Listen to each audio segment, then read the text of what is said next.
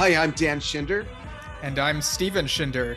and this is a Yesshift News Desk report recorded here on January 30th, 2022. I can't believe it's the end of January already, Steve.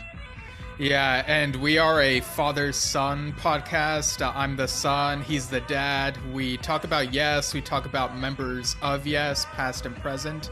And yeah, we're doing what we teased in previous episodes, going through some of the rest of the news of the past month, or even a couple big ones that happened since we last recorded. The big one is the Asia announcement, which we'll go over at the end of this Last. episode. Yeah. Yeah. And we just recorded one, and there's all this news. And this month, I think this is the most news desk reports we've had in 1 month. Yeah, probably. Part of it is also because we're being more conscious of the time and dividing and stuff. So Plus, we make a bunch of shit up. right. Just So kidding. right. So I guess we'll just get into it. Cool. Yeah. So since we last recorded, Steve Howe posted his own tribute to Don Wilson. He said the Ventures were right up there with the Shadows. I loved Walk Don't Run. Sad to know Don has passed away. Johnny Smith wrote this great tune. The Ventures did it proud. And he also shared his own cover of Walk Don't Run from his anthology collection. It was like a solo retrospective that came out several years ago. I've been meaning to get it for a while, but Yeah. yeah, it sounds very good. It sounds very Steve Howe rock, but still that surfer rock undertone from the older Walk Don't Run song. So Yep. that was very cool. And by the way, I really think it's neat. And Steve Howe's a great example of this, since his music is so much more not just progressive, but dude plays all these other instruments, banjo, mandolin, Yeah. Portuguese guitar, pedal steel guitar, all this stuff. I love the American Western and surfer culture music both have seeped into European interest, particularly British. I think that's really neat. It says a lot. It says a lot about Dawn and the music that they did in the Ventures. It was a whole time period culture. It really was. Yeah, definitely. Like music influences go like between both sides of the Atlantic, I guess. It's really Yeah, cool. yeah, absolutely. Yeah. And continuing through this, I guess what I called social media roundup. It's just a fancy name for this list. Be the roundabout. um, Tom Brislin has been posting some more memories with Meatloaf. Some tour programs and a picture from the first tour he did with him, where Tom dyed his hair blonde because it was Meatloaf's idea. I thought that was kind of funny. How he mentioned that. Um, Trevor Horn shared a picture that someone shared to him from the drama tour that shows like Steve Howe's jumping, and it's in the round from the looks of it. Yeah, Steve's playing that dark red Les Paul that he used a lot on the drama tour, and played, I think, in the Silent Wings of Freedom, and a few other things throughout the years, the latter years of that period. And Trevor Horn's playing electric guitar, and he's playing a double cutaway. I can't tell what brand it is. It might be an Ibanez, but he's looking at his left hand of the chord. Like, I can tell he's just concentrating really hard. There should be a thought bubble above his head that says, "Don't fuck this up." Yeah. To put on a guitar on stage with Steve Howe is like, that's some ballsy stuff. I love it, and I totally respect him for that. It's Yeah. still neat to see stuff from that tour. That was really a great tour. Yeah, like we've said, we'd love to see video of this unearthed if it even exists. But yeah, this Yeah. picture was shared to him by someone with the username Dawn of the Dancing Crimson Lake. That sounds very proggy. um, the Yesterday's band, the Hungarian prog rock band, they shared another pic of Peter Banks where one of their members was apparently Peter Banks's hat. So they're like sitting next to each other. So that's a really nice throwback. Forgotten Yesterdays, the website that has a list of every Yes tour date known to humankind. shared on their Facebook page something from the Music Locker Facebook page, where this man here says that he came across these cabinets from Deep Purple and from Yes from the Fragile tour. So that's a That's really neat cool. find right there. Yeah, some awesome vintage stuff. There's an orange Marshall. There's some old Vox amplifiers with speaker cabinets that are all, unitary one piece. Years ago, I had a Vox amp head. We're talking lifetimes ago, so late 70s, mid 70s, late 70s. And it, along with a couple other things over time, it disappeared.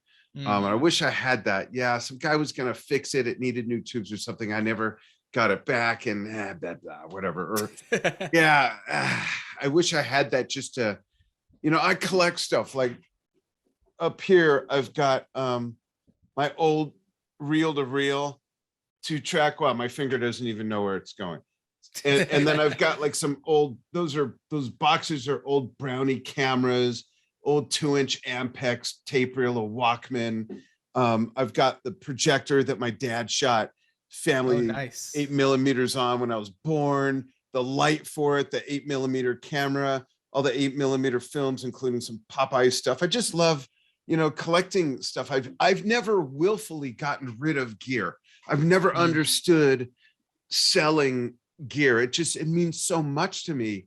Kind of a weenie that way, I guess, but I've had some stuff stolen and disappeared. A Gibson Grabber bass. Oh, I missed that thing, and it broke my heart that thing got taken. And some like mic stands and stuff, but that Vox head would be really cool to have in here with all my other stuff. I've got a case of Hot Wheels from when I was a little kid. I mean, and my wife keeps saying, we need to downsize. I'm like, no, we need a bigger place. And we've got a pretty big place. Anyhow, yeah, neat stuff. I love nostalgia, and I would love to so Steve, you're a book guy. You write novels. Do you like going into like a comic book store or a bookstore? You know that aroma that hits you when you walk into an old bookstore, right? Oh yeah. I bet this place like there's a bookstore smell and a library smell. Like it just hits you. Definitely. And that picture with all the amps and everything, I know that aroma is in there, of that old mesh netting in front of the speakers and the vinyl, corrugated stuff on the cabinets. I know that room has a smell. You go, oh my gosh, 1974, the cigarette smoke that's embodied into the fabric. I would love to go in there and just go, and there's a new drum smell, and there's an old drum head smell, and there's that smell when you pull a new fresh drum head out of the box. Anyways, that's what I thought of when I saw that picture. I'd love to smell that room. Yeah, it's quite the collection there. It is. And folks, chime in on all these things, and if you have a favorite instrument smell, new, used, or relic, let us know. Right, yeah.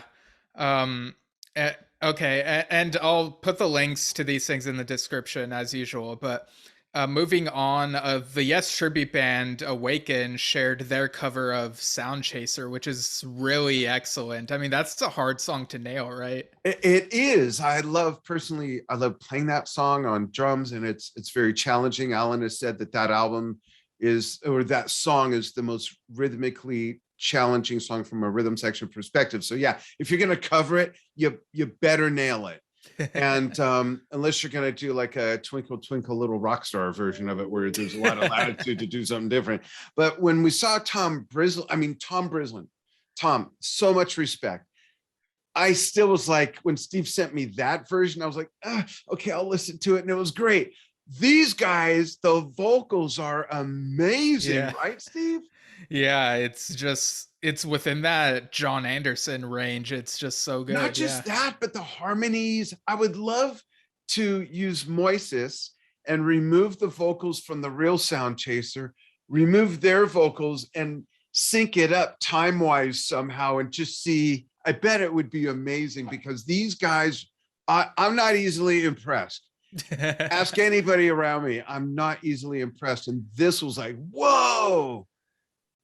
Yeah. And you have like a little something you want to say about Awaken as well, right? Yeah, there's something really big happening with Awaken. So John Luca, the musical director, Joe Joe Luca. Luca, John's brother, Joe Luca, the musical director and keyboard player of Awaken, and Greg Bonasara, the drummer, will appear with me and Jason Gianni of the Drumming World on our Drum Talk TV series, A Tribute to the Tributes.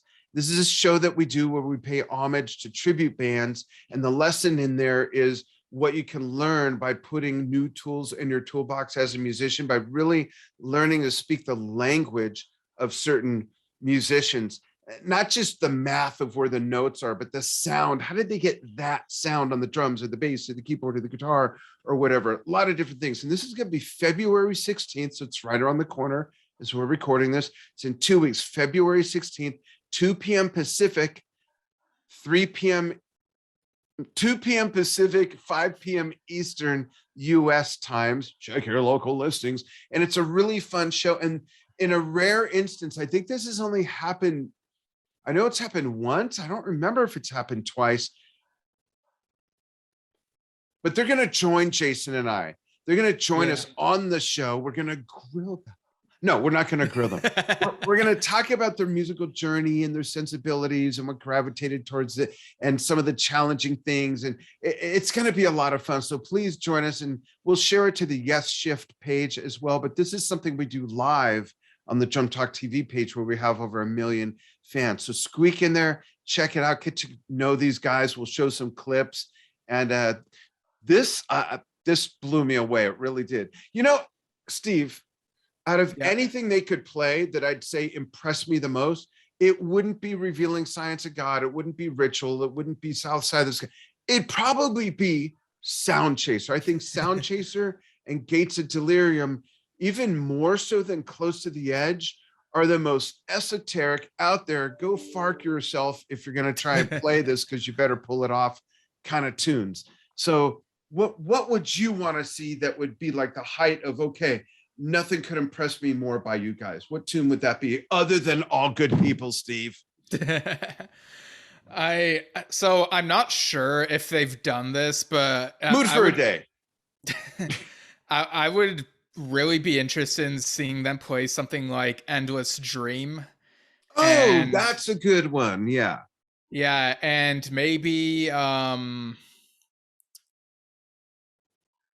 I guess that is as well. I know we've seen other people cover that song too, but it's still like so good. Like I'd love to see more people play it, you know? Yeah. I should. There's no, unfortunately, other than that. Who did that cover that we liked? I know Steven Sullivan was one of the musicians there. I can't remember the names of the others off the top of my head, but it's on YouTube. Okay, the reason I ask is because I would love to play to that song on one of the Dan's Almost Daily Vlogs on Drum Talk TV, but there's no live version of it. There's no live version to play to that's a bootleg or even official. And I can't play to the official track for reasons, you know, and you all should know you're not supposed to do that. It gets muted, blah, blah, blah. But maybe I could play to theirs. Yeah, it is a shorter instrumental version, but yeah, we'll could see what we can do about that. Yeah. Cool. All right. So moving on. Rick Wakeman posted another video from his 2018 tour. This time it's Sweet Georgia Brown. That's on his YouTube channel. And apparently he also appeared on a quiz show yesterday called The Chase. I'd be curious to hear how that went. Oh, there's got to be a link somewhere. Let's dig that up. That would be great. It's interesting. 2 prog bands that I know of, or artists, that have done Sweet Georgia Brown. Also the theme song for the Harlem Globetrotters, for those of you old enough to remember. Rick Wakeman, as Steve just said, and it's on the Live Gentle Giant album from eons ago. Oh, wow.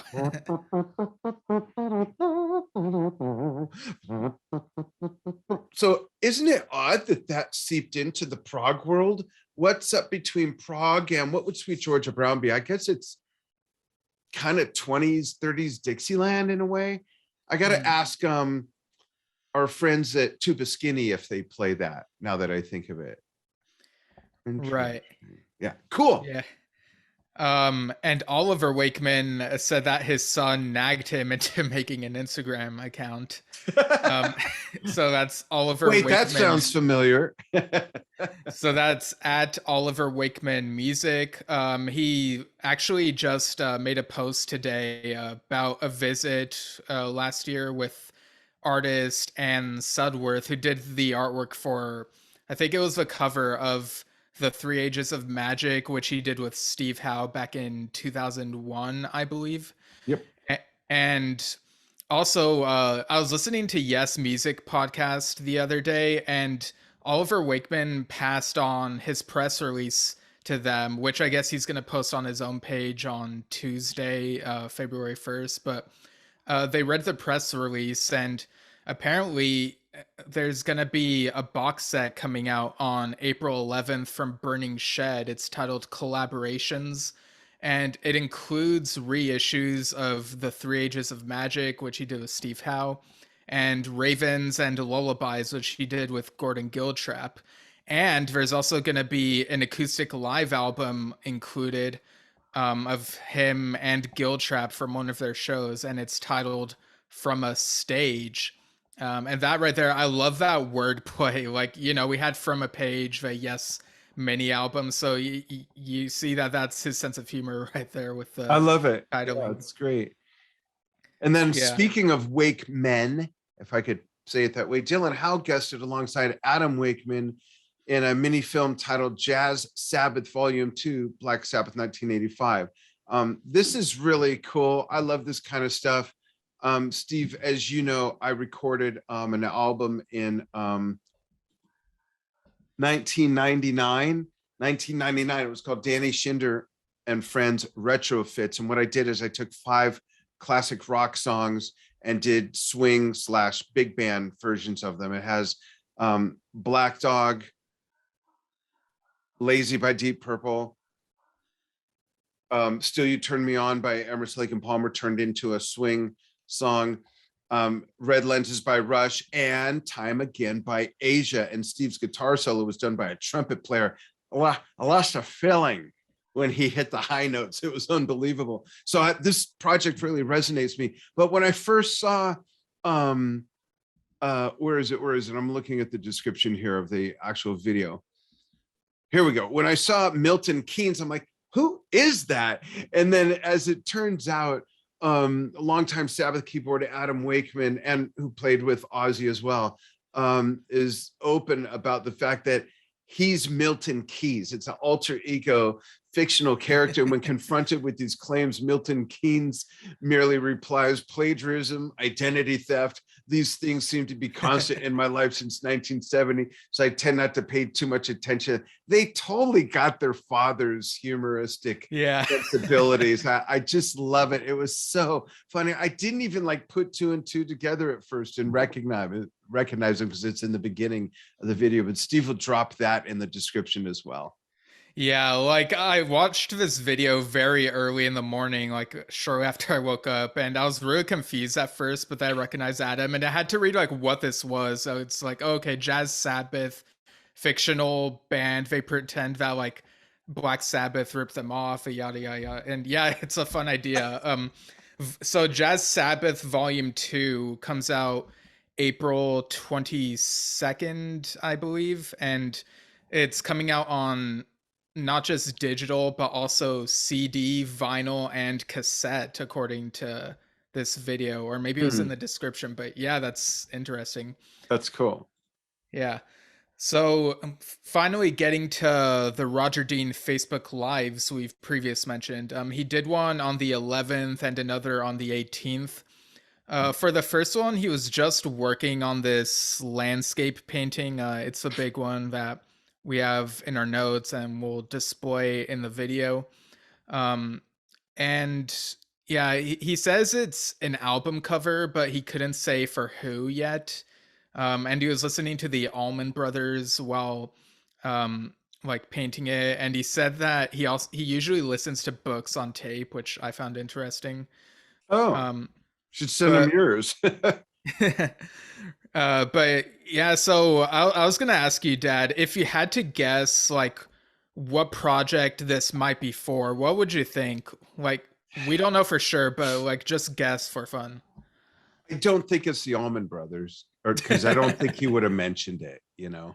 Right. Um,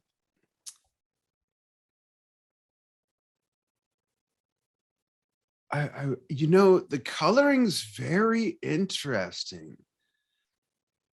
Of the bigger photo there, folks, you know, throw in your guesses as well. A Wakeman project, maybe, or Steve Howe. Oh, interesting. Yeah, that. But at the same time, it doesn't look yes-ish enough, even though Right. for a solo album, we know that he's done different for them. But still, you know, if you look at the one that's in that open book, you see a rock bridge in there, like he did for did for Wakeman much earlier with Return to the Center of the Earth. So, and I don't know what that book is, if that's also Oh, a paint, so yeah, so that a book, mock-up. that little book was in the second video, and he said that it's for an album called Celestial Songs. So I got the Oh, okay. impression that it's separate. So it's Um, unrelated. Okay. So right. that's my guess. There's something Asian that larger painting reminds me of. It might be the coloring and the rocks and the type of trees, maybe. But yeah, I'm really curious. Did he say when he'd be able to say, or No, I don't think he mentioned when he could say, but my guess is that maybe it's for the next Downs Braid Association oh, album. really? Yeah, maybe. Like it has that feel to it, in my Yeah. eyes. And I was reading on Henry Potts's site, Bondegezu, that the guitarist who was on their most recent album said they're working on the fifth one. So yeah, that's my guess for that bigger painting. That's probably more likely than what I'm thinking. Yeah, we'll see. But yeah, Roger was saying some really interesting stuff in these lives. Like I I have love. not caught those or the archives. I've got to get up to speed. Yeah, he said he thought that Relayer could have been called Gates of Delirium, and you know, like that cover is Gates of Delirium if It you really is. think about It it. is. And on that note, and if anyone else knows the answer to this, if Steve does not, let us know. Do you know why it's called relayer? I mean, I know there's the phrase relayer from um on The, Tales of Topograph, but yeah, why is it called the relayer? Do you know? he said in the video that he knows that Relayer was said in that song you alluded to, The Remembering. So maybe that is where it's from. But why name that next album that when there's no Yeah, it's correlation, seemingly correlation? Like if it had harkened back as an exploded version of that little part of that song and there was some correlation, that would make sense. But there's a disconnect there. Um, yeah. it's like ARW coming out with a song called Fragile. Right. Anyways, I'd he be also curious to know. yeah, he also had a funny story about Elias of Sun Hillo.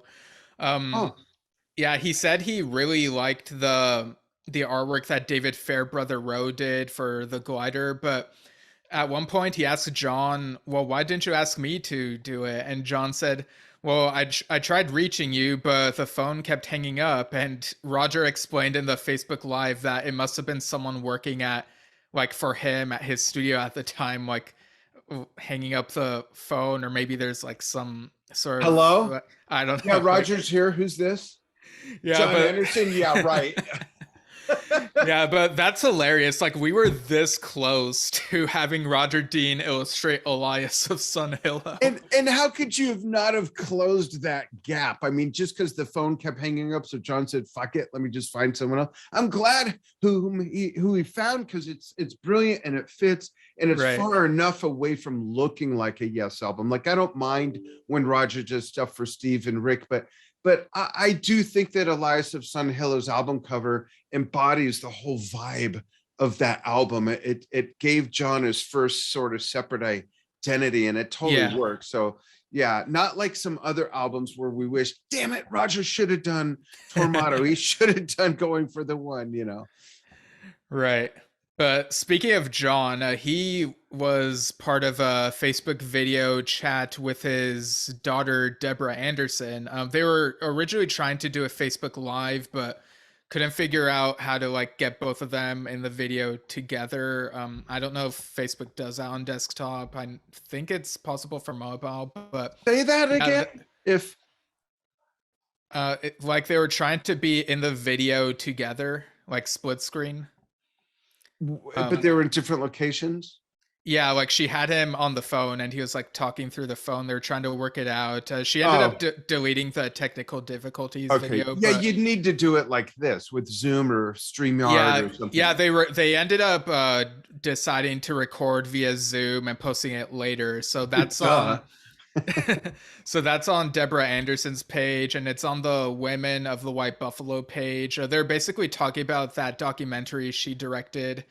It's very educational. Also talking about how John got involved, like meeting like these Native American colleagues, like Long Walker, and how he Yeah, contributed, how John contributed a song to Deborah's documentary. So nice. I yeah, notice under that you could talk about this. There's some, I don't know what the dates are, but something that caught my eye is gamelan. Gamelan is something that Stuart Copeland was involved in, a gamelan project by John Brown, I think is his name.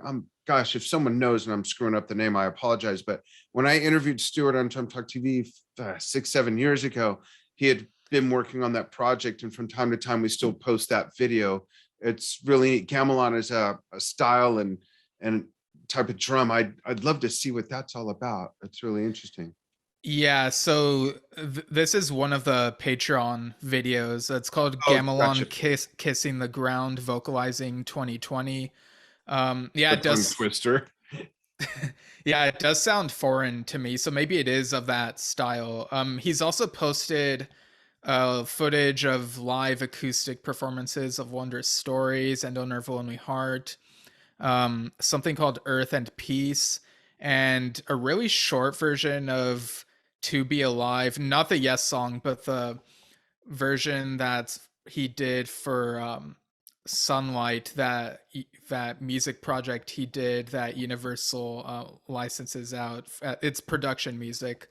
I found that kind of weird because last I checked, that video is available on John Anderson's collaborator Michael Burns' YouTube channel, so it's not like it's an exclusive thing.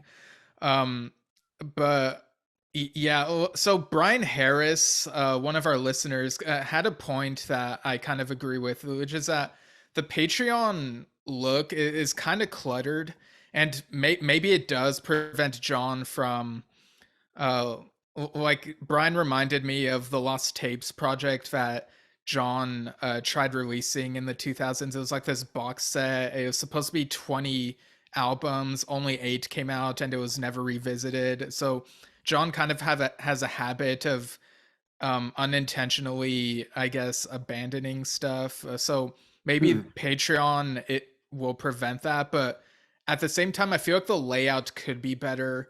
And I know I'm only paying $10 a month, so I'm not like paying for the Zoom chats or Q&As or whatever. But I would like to see more obscure demos and stuff from way back. Send me the link to that. I'd like to check that out. I Okay. haven't seen it. All right. And also on YouTube, I've seen videos of a few 1000 Hands songs. So there's Activate, Firstborn Leaders, Makes Me Happy, an alternate version. And a couple of them had like multiple collaborators in them. So maybe like people who were on the album. And on Facebook, on the John Anderson and 1000 Hands Facebook page, they shared behind the scenes video where we saw a couple familiar faces, like Robbie Steinhardt was there, Carmine Appice was there, and you interviewed him again Yeah, recently. yesterday, Saturday, the 29th. And Yeah. that was the first thing on my list to ask him about. And you remember what he said, right? Yeah, he said he couldn't remember how that came together, but someone approached him and he says he doesn't remember what song he played on. Maybe you'd have to listen to it. Yeah, he said, in fact, I forgot about it until you just brought it up. Yeah. And how long ago was it? It wasn't that long ago, 4 or 5 Probably years. like, yeah, 4 or 5 years ago, something like Yeah. that. But It's so funny. He's yeah, 75. Hey, give him, and he's Carmine apiece. So there you go. I just thought that was funny. right. But yeah, so John's still releasing videos. Um, hopefully it'll be organized. From the looks of it, like Rick's Caped Crusaders Club seems organized. So yeah, we'll see what else comes out, I guess. Um, Cool. we also got print publishing news, and then we'll get to the Asia bit. Yeah, and So we're tight on time. We're trying not to keep these to an hour anymore, folks, but we know we're over 30 already, so we'll kind of do the right. best we can. Yeah. So Simon Barrow is publishing a new and expanded edition of his book Solid Mental Grace with 5 new chapters, including coverage of The Quest. And from what I saw, apparently this is due in February. Oh, wow. So next month, I guess. And he also mentioned on the Yes Music podcast that Sonic Bound are doing a book on Yes in the 1990s. So a Hmm. follow-up to the 80s book. That's interesting. So what would that include? It would include the San Luis Obispo stuff and then going into talk, right? Union, Talk, San Luis Obispo, Open Your Eyes, the latter. Yeah, Perfect. I wonder how Wait, big of a wait. Did you just like, do you have that written down or did you just fire that off the top of your head? I I just remember the order off Okay. the top of my head. Okay. Yeah, I wonder what percentage of that book will cover Union, because that in itself could be just one book, the making of Union, you know? uh and the inner workings and challenges plus Yeah. the tour. So yeah, that's true. Yeah. Interesting. I would get that book. I started reading this one, which is Yes in the 80s. I showed it off on the last episode, Yeah. and I'm glad I got this. It's Yeah. got some, I've learned some new stuff already. Not that I know everything, believe me, I don't. Ask my wife. um Right. Yeah, so that'll be cool to read when it comes out. Coming out February 24th is Paolo Carnelli's Italian language Yes biography, Yes Gli Anni d'Oro, 1969 to 1980. I don't know if I pronounced that right, but the translation is Yes, the Golden Years. mhm. And what's funny is the day after that comes out, Burning Shed are releasing 1973, the golden year of progressive rock. I saw that. So, Yeah. yeah, so talking about not just Yes, but also Pink Floyd, King Crimson, ELP. Was In General your Giant in there? Was General Giant included in there? Do you remember? maybe I'd have to pull up the description, Okay. but what do you think of 1973? Do you consider that your favorite year of prog, or like I can I don't even know if you have a specific one, but I consider it my favorite year in music, period, probably, oh because wow. yeah, that's the year that The Song Remains the Same movie and album were recorded, even though they didn't come out till 76. It's also the year of um Okay, they are mentioning Gentle General Giant. I'm Giant. looking at Okay, that cool. description. Yeah. Yeah. Houses of the Holy, the tour that was for, came out that year. uh Deep Purple, yes. I mean, so many bands, so much great music came out that year. Jethro Tull, that's just a great year for music. 1975 is probably my second favorite for the same reason, and pretty much the same bands too, actually. Ye- Jethro Tull, Led Zeppelin, yes, Deep Purple. That's a great year, both of those, great year for music. And I don't want to sound like an old guy when I say that kind of music will never be back again. It'll never happen again. And it probably freaking won't, folks. And if you're younger, or for whatever reason just not familiar with music that came out in those years, prog or not, check it out. Check it out. Even Yeah. Bowie and more pop stuff, and really great years of music. That the world was on fire in a great way, that decade, and particularly right there. Yeah, like 73 is when my favorite Yes album came out, Tales, my favorite Pink Floyd Yep. album, Dark Side of the Moon. Yep. Passion Play might be my favorite Jethro Tull album. It's It's been mine. forever since oh wow. Yep. It's Yeah, absolutely mine. It's brilliant. It's hard to play to, no matter what instrument you play. It's brilliant. I could talk to Ian Anderson on a show about that for 2 hours. I just love that album because it Yeah. also has the story of the hare who lost his spectacles. Dun, dun, dun, dun. Oh, sorry. I Yeah. love that. Yeah, so I might get that one. I might Oh, check you it don't out. have that? Well, it comes out in a few weeks. Oh, I meant Passion Play. I thought you Oh, were saying, okay. yeah, get Passion Play. I have the vinyl that has like the program from the fake play and Oh, everything. nice. Yeah, I've got the whole thing. Yeah. Yeah, I want to get that too, because I'm guessing there's probably some really neat anecdotes and historical stuff in there, nuggets from these bands behind the scenes that we don't know about. I'm guessing. Not just Maybe. statistics, not book of statistics, I don't think, right? Yeah, I don't know, but I'm curious about it, definitely. We also got Martin Popoff's Yes, a visual biography being re-released on February 18th with a new cover and title, which is Yes, a visual biography 1, 1968 to 1981. So yeah, maybe this time I'll actually get it now that it's been reissued in this way. And it's getting a follow-up on May 6th called Yes, a visual biography 2. Wait, let me Now, guess. 1982 to present. yeah, like it says 1982 to 2022. That's quite a huge span of Yes's career. I don't know why it's not more divided. Like, how thick is this book going to be? But what do you think of these covers of these books? I like them, and I also, find it amazing. The progressive rock 1973 thing is cool. And I love the Yes biography books because of those photos are from like my favorite period of, the first year I saw Yes was 1978 in the round, and the pictures are from that, and it just brings that back. I love that. But I also find it interesting that 50 plus years later, people are not only multiple people putting out multiple books about Yes, but from way back then, that it's still such a hot topic that decades forward, 68 to 81, and this book I have here in the 1980s, that is still topical enough to write a book about today, decades later. I think that's awesome.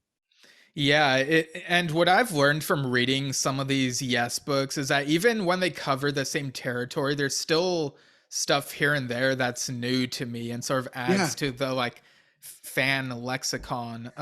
So Steve, do you think, and this is a serious question, do you think in 40 years, like other than this book, the visual biography too, that covers 82 to 22, like you're saying, that's like, so aside from that, and it's okay because there's multiples covering the same decades, do you think in 30 or excuse me, do you think in 30 or 40 years they'll be putting out books about the when they did the ladder or talk, or modern day Yes right now with the quest, or from a page, or heaven and earth? Do you think in 30, 40 years they'll still be putting out Yes books about stuff that's happened more recently?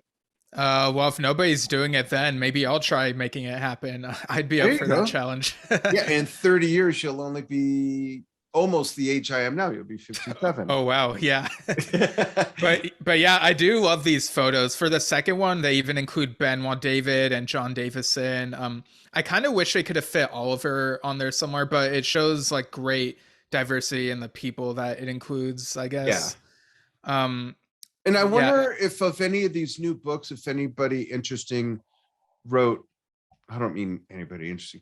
Uh, I wonder if there's any really interesting forewords written by anybody in the Oh, band or something like that. That would really be cool. yeah, that would make it feel more like I don't want to say more legit, but it would be But like an extra a kick, you know? nice endorsement by whomever it would be. Yeah, Right, that, yeah. that that'd be great. Yeah. Totally. Okay, so now that that's out of the way, also some book news broke the night of our recording session. The John Wetton Legacy website has announced John Wetton: An Extraordinary Life is coming soon. January 31st marks 5 years since he passed away. So this is written by Nick Shilton, and And this includes 3 years worth of interviews with John's friends and family, almost 70 musicians. Wow, he's worked with a lot of people. In a few weeks, more details, including how to get the book, will be announced. I'm guessing that some of those musicians of the 70 are also like just people that he influenced and things like that. Oh yeah, that's a good point. Yeah, Yeah. could be. And I also like there were a couple of things here in the announcement that caught my eye. One was where they say, like in all the best stories, there's laughter, tears, love, passion, angels and demons, the roller coaster of, you guessed it, an extraordinary life. And John Wetton had his struggles. He had to like really sober up before Asia reunited. So I'm sure he'll probably touch on some of that. I didn't know about that actually. Oh, you didn't? No. Oh, yeah, it was, yeah. Wow. um, I forgot. It's which is possible. We both know that. right. Yeah, well, he got past it, so like Good. good for him, yeah. Yeah, that's not always easy for people. So good for him. Yeah. Yeah. And another thing that jumped out at me was in the announcement, it said, "We can tell you that we've recently worked on a different book with the publisher, and not to make a fanfare out of it, the book turned out to be a magnificent piece of works. The ride is on us. We hope you'll enjoy it." So Nice. clearly, the publisher they're working with did an Emerson, Lake and Palmer book, and I had to like look this up. Apparently, it came out in November through Rocket 88. Hmm. It's, yeah, like the cover of this thing looks really nice. So yeah, like what do you think of? Oh, there's also on the page there is a tribute video by the metal band Moravius. It says Moravius and Friends, and they did a cover of Asia's Valkyrie from a Gravitas, the last Asia album that John Wetton did, Wow. and to date still their last studio album. So yeah, what do you think of all this, like this particular book news and all the work that sounds like has gone into it? Well, I think it's great because his legacy should be encapsulated and honored in such ways. Um, he's one of my favorite vocalists. He's one of my favorite rock songwriters. And he was a great bass player. I mean, he was really just so good all the way around. And I'm most familiar, and I'll plow through like his musical timeline, band timeline in a moment, folks. Let us know what your favorite work is by John Wetton and which of these that I'm going to read off resonate with you. But I'm most familiar with him from UK Forward. I did know of his work with King Crimson and Family. There's a couple other things in here that I either forgot about or didn't know about. So should I go ahead and go through those real quickly? Yeah, go ahead. So Mogul Thrash, 1971. Gordon Haskell, 1971. Family, 1971, 1972. Larry Norman, 1972. King Crimson, 1972, 1974. Roxy Music, 1974, 1975. Uriah Heep, 1975, 1976. UK, 1977 and 1980. And then 2011 to 2015. Jackknife, 1979. Wishbone Ash, 1980. John Wetton, 1980, 2017. Asia, 1981 to 1983, 1984 to 1986, 1989 to 1981, and 2006 to 2017. Kango, 1999 to 2000. Icon, which was Wet and Downs, 2002 and 2005 through 2009. What a body of work with really hardly any downtime except for 3 years there in Asia. And that's almost it, except for some other years in the other part of Asia from 91 to 2006, although he did the Icon stuff and he had a very full, busy career.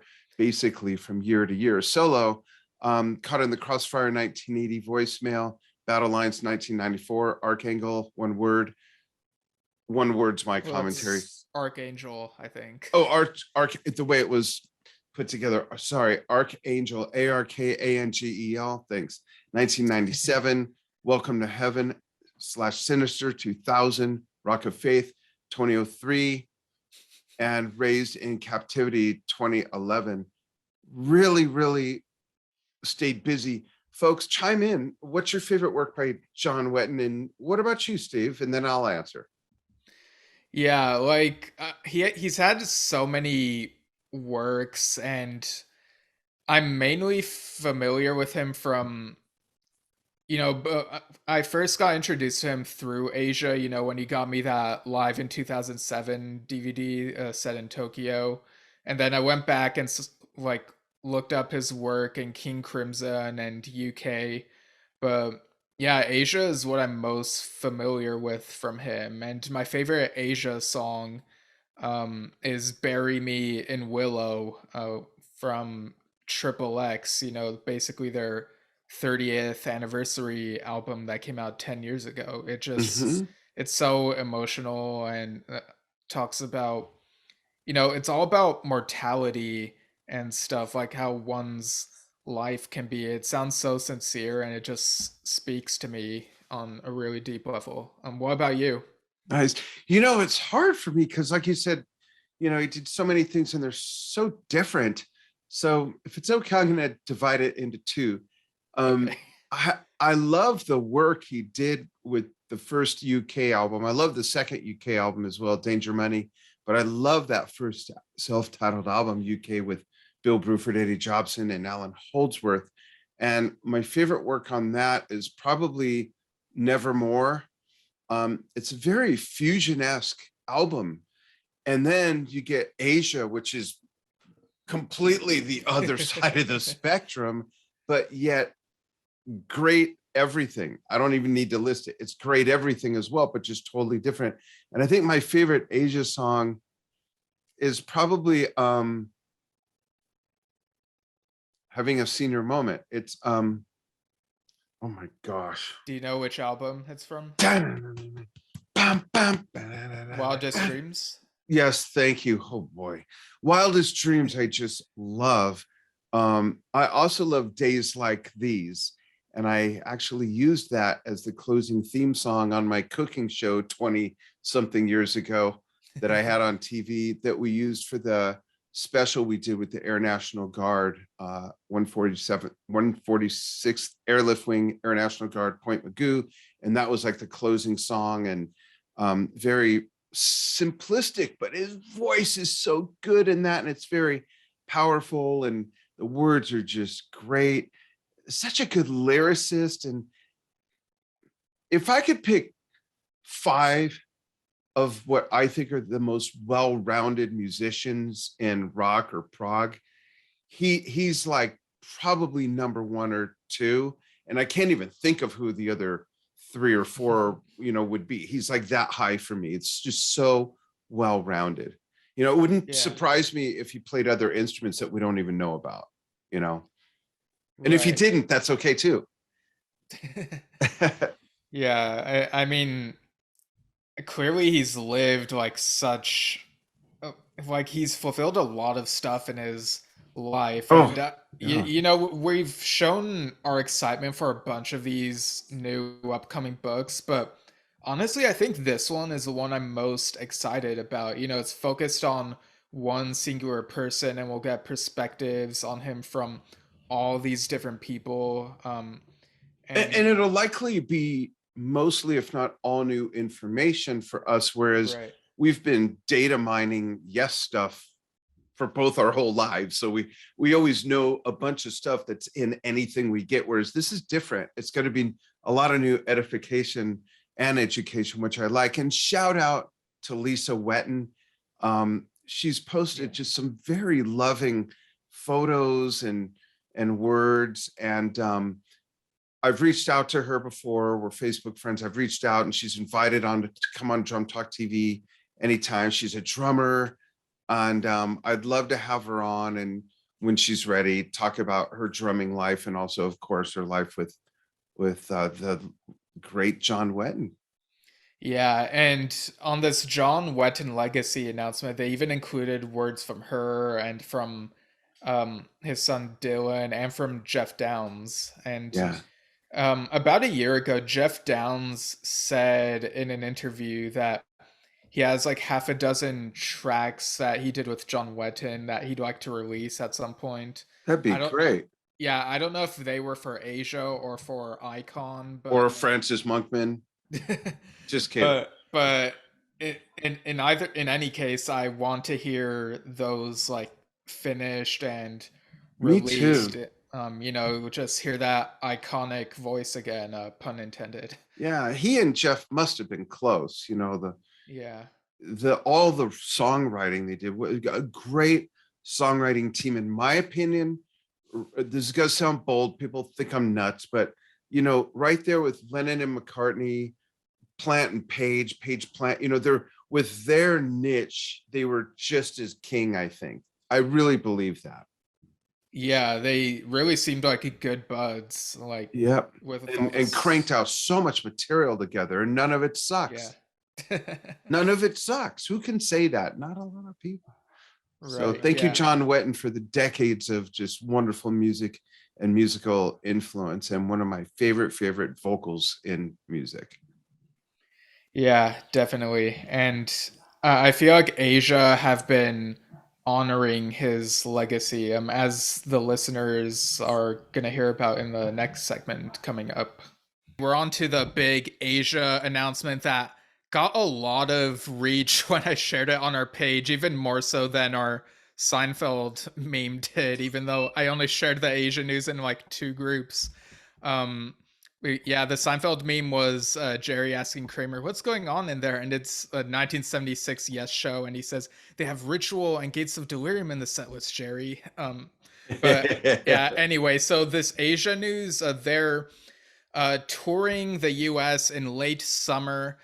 Bumblefoot is going to be busy with Sons of Apollo touring South America in August. So the person they have for the guitarist and lead vocalist slot is Mark Bonilla. And of course, Billy is still doing bass and backing vocals, and you got Jeff Downes and Carl Palmer. So yeah, they're celebrating the 40th anniversary of the band and the first album. So what do you think of this news, Dad? I think it's great. I think it's great that they're celebrating 40 years. I was there. I remember it. And I do think it's odd, and this is not a criticism, but this is just my own weirdness, that it's odd that the guitar player is singing lead. Bumblefoot did it as well, and Yeah. that the lineup, the instrumentation slightly changes. That's sort of a stupid thing to get hung up on. But Mark's a great guy.